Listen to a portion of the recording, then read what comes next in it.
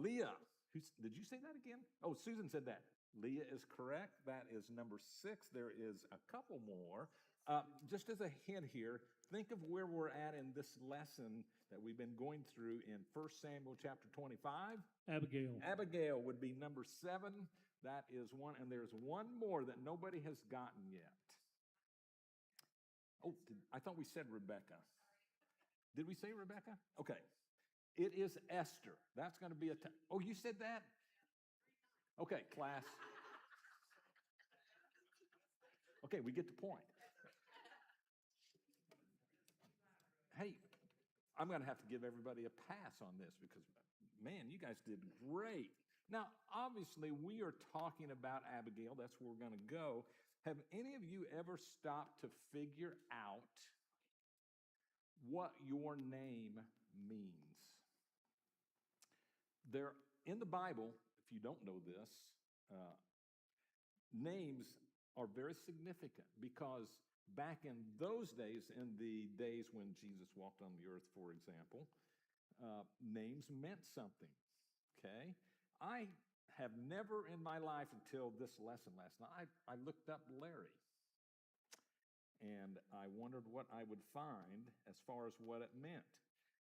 At least the answer didn't come up with something like gullible or maybe lazy or anything like that. It didn't come up to that. But I was, in fact, pleasantly surprised. And Larry, this goes for you too. By the way, there's for the guys from Cedarville and there's like 6 Larrys in this church. So this applies to a lot of people. All right. The name Larry is a nickname from the name Lawrence, not to be confused, by the way, with Lorry, Lorry, which is a semi in England, in case you didn't know that. I learned that too. But in Greece, in ancient Greece and Rome, laurel wreaths were worn by gods, victors, or poets. Consequently, the name Larry is closely associated with victory, honor, and achievement. So how about that, Larry? How about that? I will tell you that's certainly not always the case with me, and I'm certain that my mom and dad weren't thinking, hey, I'm going to name this guy after a poet. But I did find that quite interesting. Well, the Bible names are something that were more than just a label for a person back in those days. And I looked this up. In the Bible times, the name of a person reveals a person's inner character, essence, or destiny. So we have studied Nabal in 1 Samuel chapter 25 the last couple of weeks. That is actually a name that has the meaning of the word fool. And boy, was he a fool when it came to how he lived his life. I don't know how his parents would have known that, by the way, but they sure named him what he deserved to be called. But today is just the exact opposite. And of course, we're going to look at Nabal's wife, Abigail, and that still is, as you just saw, a popular name today among women and girls. But the name Abigail in Hebrew means my father is joy. My father is joy, joyful. And if I can get that across today to you all, then I've succeeded in what I wanted to accomplish in this lesson. For us to be as much like Abigail, both men and women, as we can be. That would be my goal. So what we're going to do today is we're going to look at Abigail. Again, this is not just a lesson for the ladies. This is a lesson for us as well, men.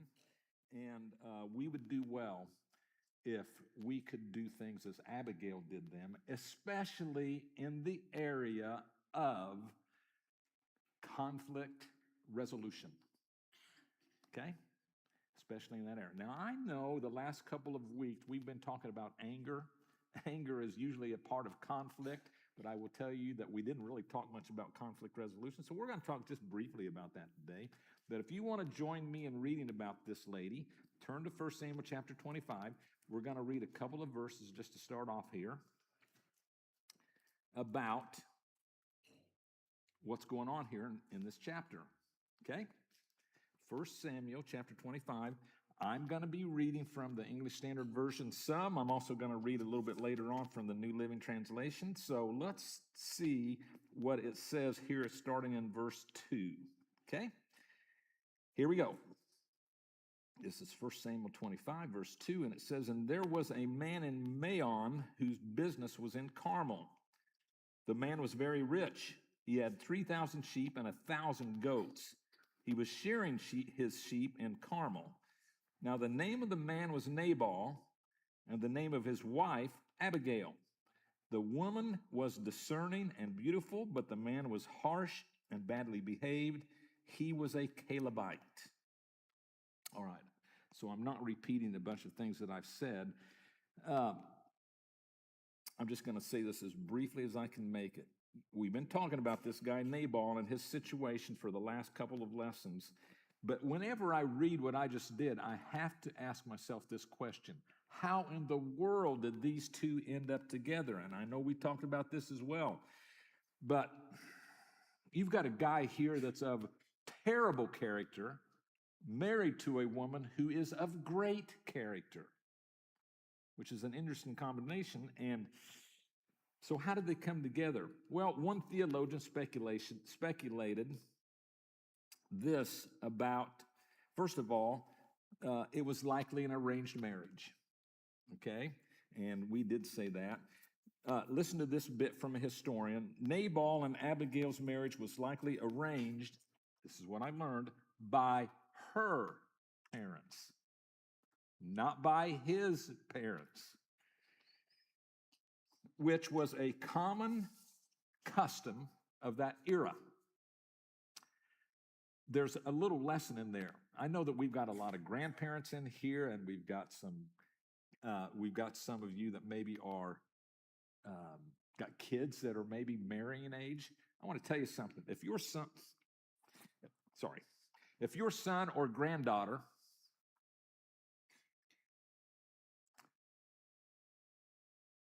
or grandson, I got this backwards. If your son or daughter, or if your grandson or granddaughter, that's the easy way to say it, are thinking about marrying somebody, and you're looking at this person and you're saying to yourself, boy, they're going to live a blessed life because they're well-to-do, the potential mate. That trait should be on the bottom of your list, grandma, grandpa, dad, mom, for marrying somebody. Because more often than not, wealth can cause issues when it's handled poorly. We were just listening to the Billy Graham channel on the way into Sunday school this morning, and they were just talking about Sylvester Stallone on the radio. Billy Graham was. And I remember what he said a little bit, but basically Sylvester Stallone says that money's a curse when you got a lot of it. And this guy was a millionaire with his movies, you know, the Rocky movies. He was a millionaire for all the movies that he's did. And he was saying money is a curse. Wealth can be a curse. And that is certainly the case in this situation.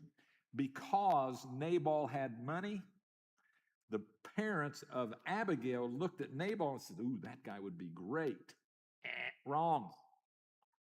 He was not a good guy. And I think that you know that. Okay, so the other thing that I talk about is how did these guys end up as a couple? And the other one was the character here of Nabal married to Abigail. I've never said this in the couple weeks we've talked about it, but one theologian speculated here that Nabal could very well have been in the mind of Jesus when he told the parable of the rich man who was filled with greed and kept building bigger barns to store up his worldly goods. I found that interesting, that Jesus could have been thinking of Nabal himself. Well, so that kind of sets the stage for what we want to talk about. By the way, what we've got here is a woman trapped in a bad marriage. And I don't know why the Lord brings things to mind. I always pray about what I'm going to talk about. And I always want to do and talk about things that are practical in Sunday school, and this is one that you don't hear a lot of.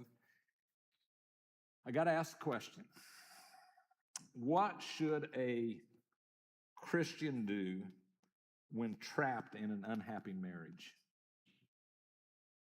That's the question that I want to talk about first. We're talking about modern marriages. We're not talking about Nabal and Abigail.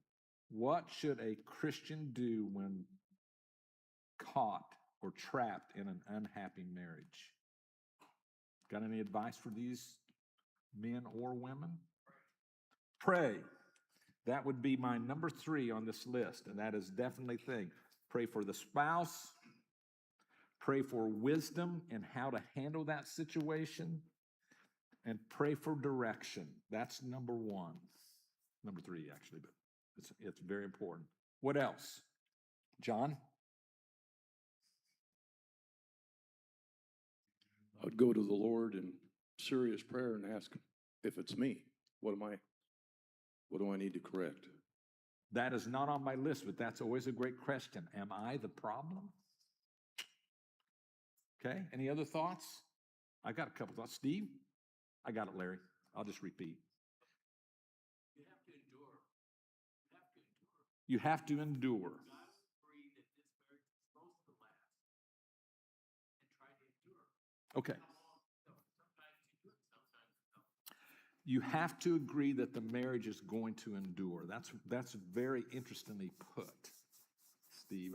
And you're exactly right, by the way. The way that I said that is believers are called to reconciliation. God hates divorce. Now, if anybody here is divorced, you are welcome here. You're in the right place, and I am not looking down on it. This happens because my number 1 on the list is that if there is any kind of abuse or unfaithfulness in that marriage, that first of all, if there's abuse, get away from that person. I'm going to say that. Get away from that person and find out who can help you, where you can get help, or find somebody to help you out. All right? By my understanding of Scripture, unfaithfulness in a marriage opens the door to the possibility of divorce, but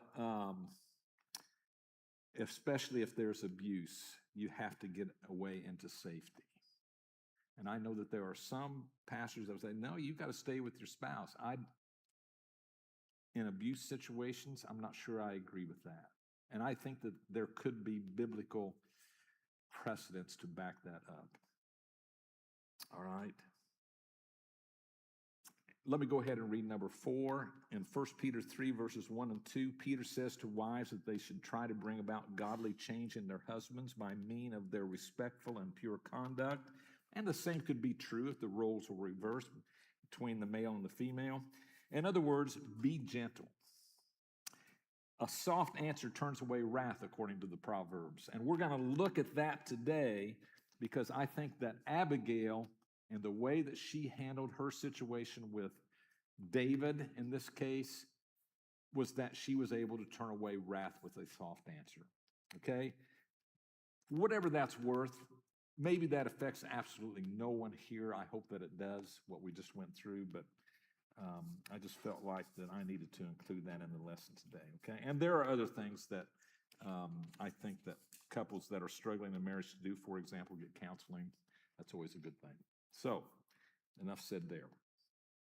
All right, so if you were here the last few weeks, you know what takes place in the next 10 verses or so, and we're not going to reread those, but basically David asked for compensation from Nabal for protecting his sheep and goats, and Nabal basically turns around and says no and insults David. You know that story if you've read it.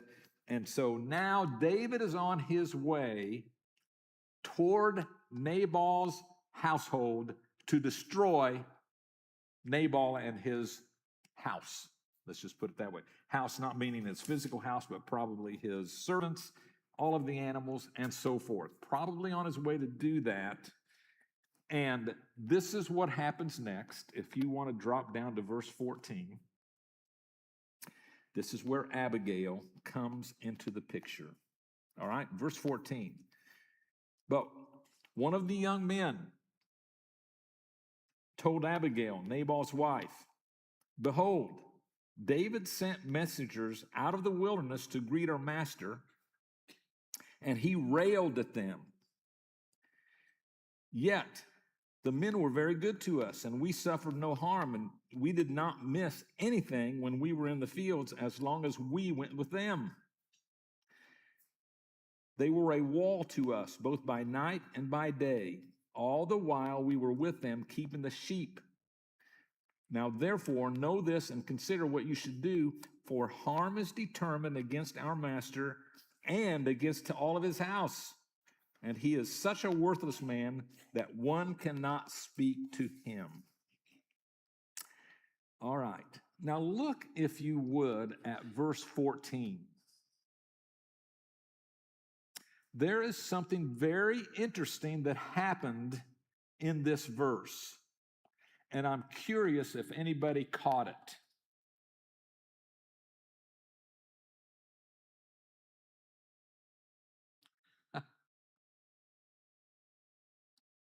Who should the servant have gone to?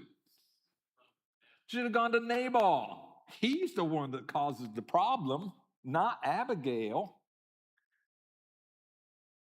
There's two things. First of all, in the culture here, you don't go to the women for help in typical situations. That was that culture.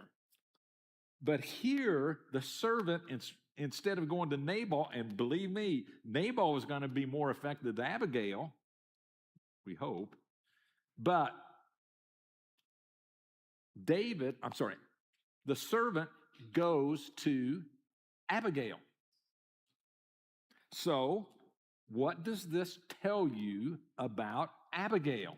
Steve? She is a peacemaker. Sherry? She's full of wisdom. All of these things are true. She was good to her servants. Jay? She could get to Nabal. Yep. A voice of reason. Very good. Oh man, these are great. And I have none of these answers, by the way. You want to know what I said? I said that she was approachable. I got a question for you that you are not going to answer in class. Are you approachable? It's something that we all need to think about. She was approachable because the protocol would have been and should have been in that day and in that culture that the servant would have gone to Nabal and told him, this is the situation, Nabal. You better figure out what you're going to do or we're all dead. And that's literally the truth, what would have happened. And these servants, or in this case, this servant had obviously realized from past observations that the better person to go to now would have been Abigail, and that's what he did. So, let's just run with this just a little bit here. What traits? Now, I'm going to back up.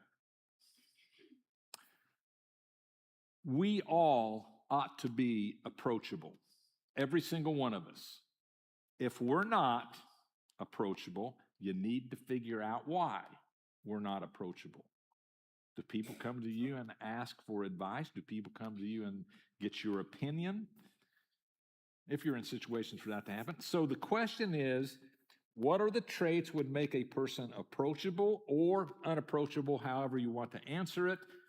And Sherry or Butch, I saw your hand back there. She would have been, in her servant's eyes, very trustworthy. Okay. And that's a huge thing, I would think, especially back in those days, versus the men being over the women. Okay. Trustworthy. And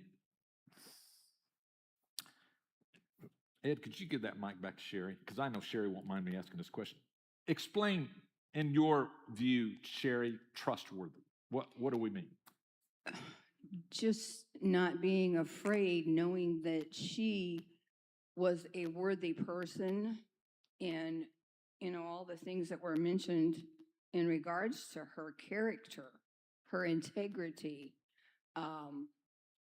As I said, in those days, the man was over the woman, but her servants could recognize in her character that they could be trusting her, that she was the one who was going to help them, not Nabal, because Nabal was foolish.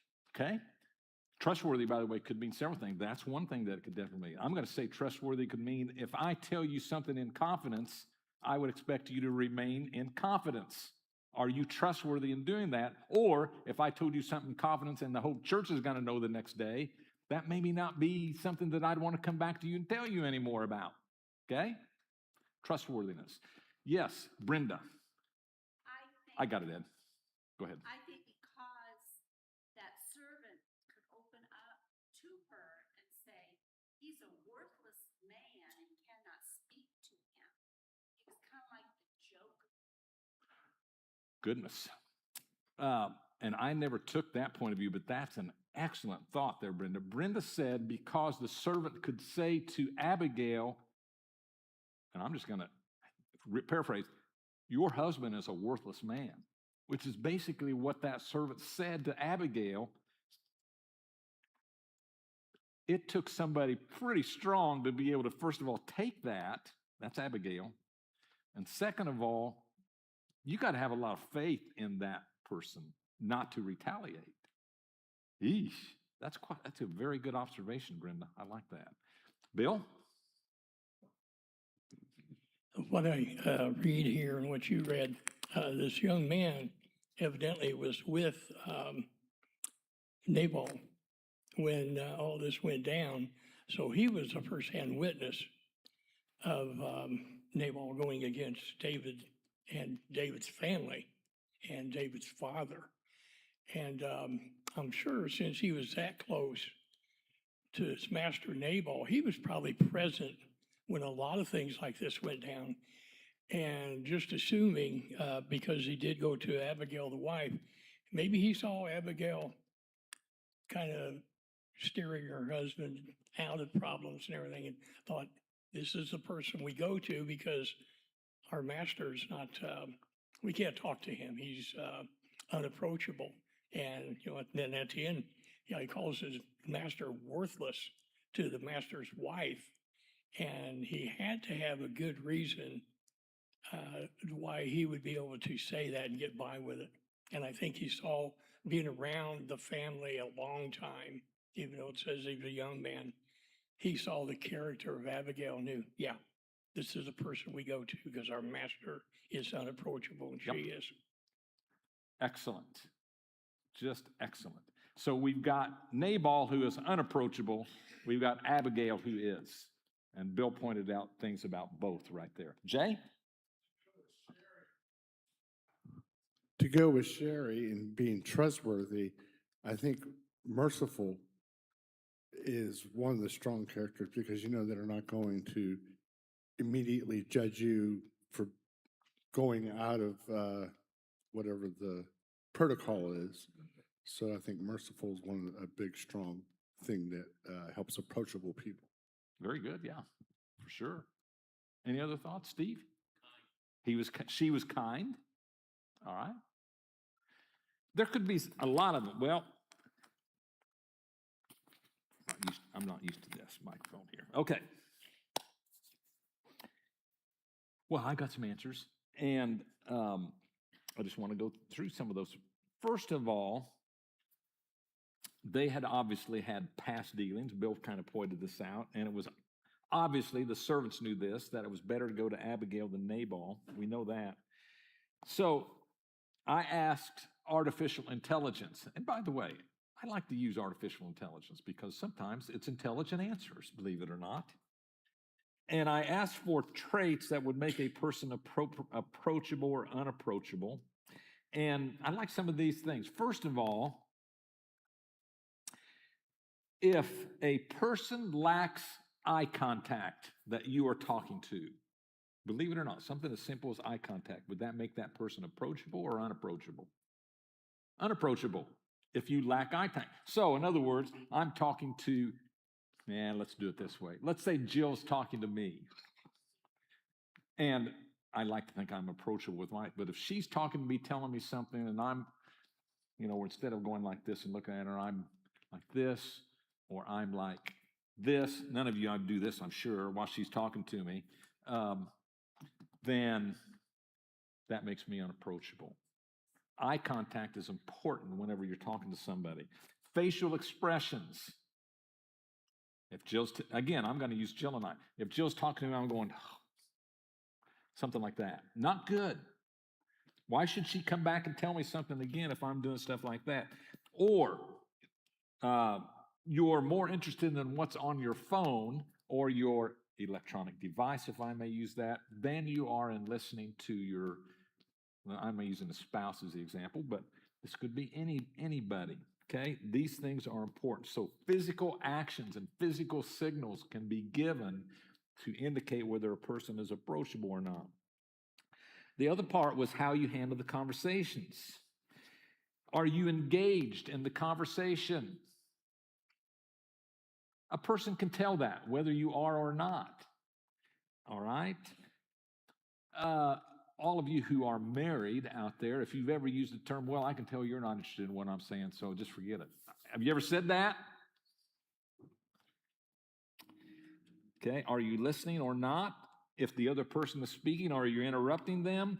Do you act like you would rather be someplace else than where you are right now? Are you critical of what they're saying, or are you receptive to what they're saying or to what's being said? Are you acting in a way that is arrogant, or are you acting in a way that is humble as you listen? And do you treat, this is important, do you treat a difference of opinion as a personal attack? Now, we're not going to get political, but I am going to say this, that politics can be something where if somebody says something, many people would take it, well, then you're personally attacking me if you don't like that person, because that's what I believe, okay? Got to be careful there, y'all, especially when it comes to politics. The goal is you want to be an approachable person, and there are many ways that people will be able to tell whether you are or not. Bill, did you have a comment you wanted to add there? I had to look it up. He was talking about artificial intelligence. He talked about, he said he was a harsh and badly behaved man, and he says, and then it says, he was a Calebite. What in the world does that mean? So I Googled it. And according to Google, it says a Calebite is a member of an ancient biblical clan descending from Caleb, a prominent and faithful leader of the tribe of Judah. The term appears in the Old Testament to identify specific descendants of this lineage, such as the wealthy but ill-mannered Nabal. So because of the way I look at it, it's like this man's character back thousands of years ago is now prominent in our official or artificial intelligence as being an ill-mannered person. Interesting. Okay, so dear, next time I talk harshly, it's because it's my nature. I was born with it. It's my genetics. So do they identify a Calebite now as a person that's ill-mannered? Okay, so folks, next time somebody talks harshly to you, just say, you're a Calebite. They won't know what you're talking about, but you got the ammunition. You can say, go look it up. That's interesting, Bill. I did not look that up, but now I wish I had. Huh. Well, again, are you approachable? That is the question, and it's a question that only you can answer. And I have a very strong suspicion that Abigail was very approachable, very much so. Now, there are a lot of other things about Abigail, and I wish I had time to read all of these verses, but I don't. But I'm going to tell you what she did, and skip a few verses. What she did when the servant came to her is that she knew, because the servant told her, that David and his men were coming to them to destroy them. She knew that from the servant. And so here's what she did. She gathered up all the food she could, which, by the way, if you read the verses, was a whole bunch. And Where all of that came from, I don't have a clue. But she took all this food, packed it on donkeys, and was riding out to meet David, who again, he's on the warpath to murder Nabal. And so let me pick it up from verse 23 from there. All right, and by the way, this is from the New Living Translation. I liked how they interpreted or translated these verses. Verse 23 says, when Abigail saw David, she quickly got off her donkey and bowed low before him. She fell at his feet and said, I accept all blame in this matter, my lord. That's Lord with a small l. Please listen to what I have to say. I know Nabal is a wicked and ill-tempered man. Please don't pay attention to him. He is a fool, just as his name suggests. But I never even saw the young man you sent. Now, my Lord, as surely as the Lord, capital L, lives and you yourself live, since the Lord has kept you from murdering and taking vengeance into your own hands, let all your enemies and those who try to harm you be as cursed as Nabal is. And here is a present that I, your servant, have brought to you and your young men. Please forgive me if I have offended you in any way.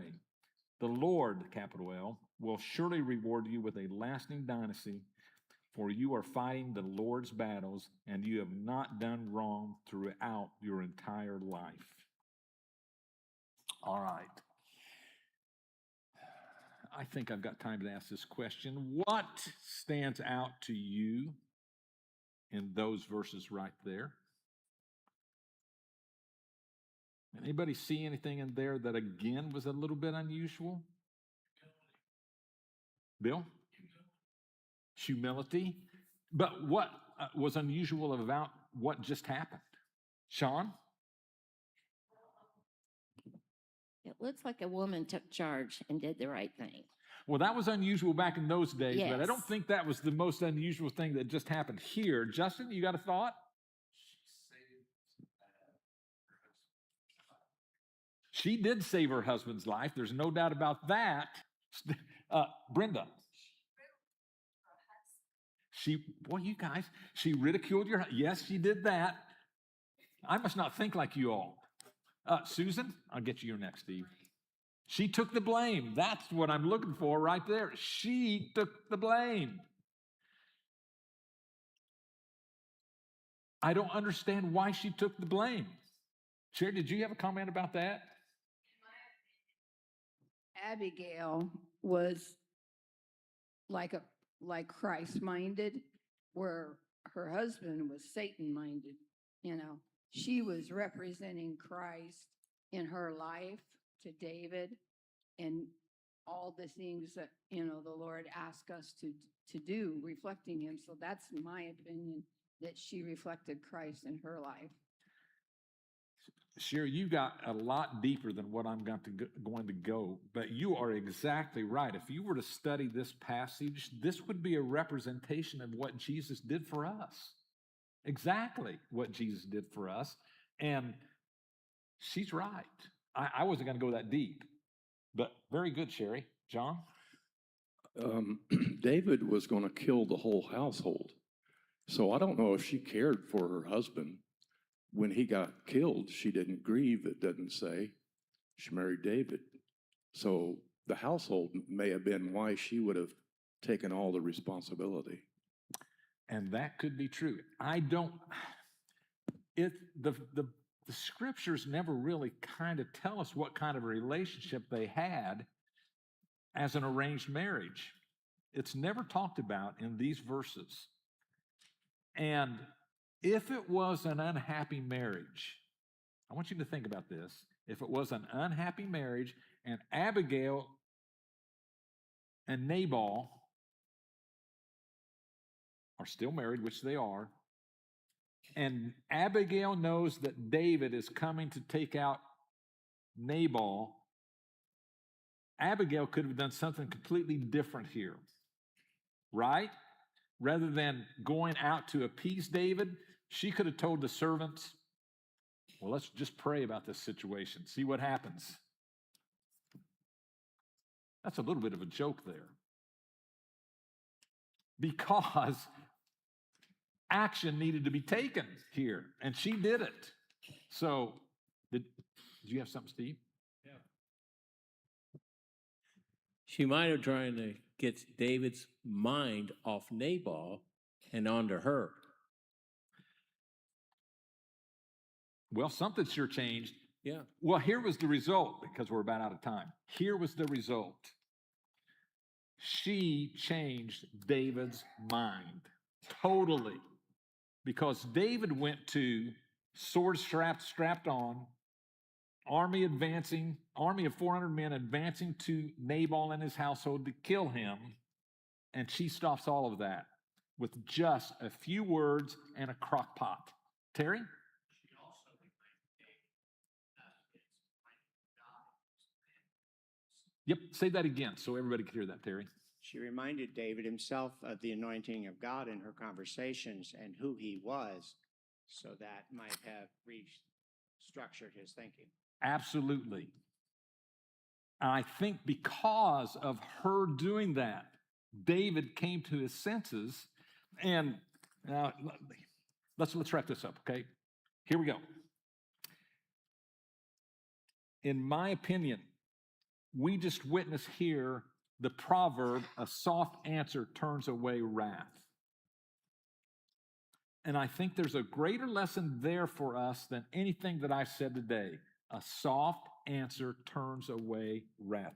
That was a picture of being humble over being proud.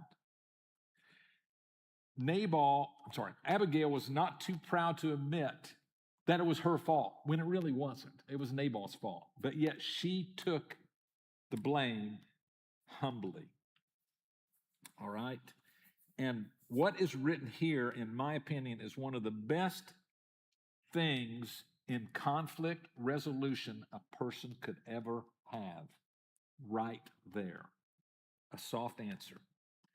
When dealing with an angry person, soft answers and humility can oftentimes diffuse a situation. And I believe that. In the last few weeks, we've dealt with the topic of anger. And here's Abigail showing us how to handle that whenever somebody is directing their anger toward us. It's 9:44. Let me read this. There's a theologian out there by the name of Ray Pritchard. I've used him a lot because he's also a pastor, and I've read some of his sermons and used some of his examples. But I liked what he said about this situation that just occurred. He said, David looks down the road, and there on a donkey is a beautiful woman riding toward him, reins in one hand, a crock pot under her arm. I like that. It's dear Abby to the rescue. If there is such a thing as love at first sight, this is it. He looks at all the food, knowing that his men are hungry. When he halts before Abigail, she does something strange. Getting off her donkey, she bows down in the dust before David. She asks David to take revenge on her because she is Nabal's wife. David has never met a woman like her before. He's not about to do anything to her. In everything she does, we see her greatness. She is prompt in her actions, generous in her gifts, and wise in her words, and it is clear that she cares more for her family than she does for her reputation.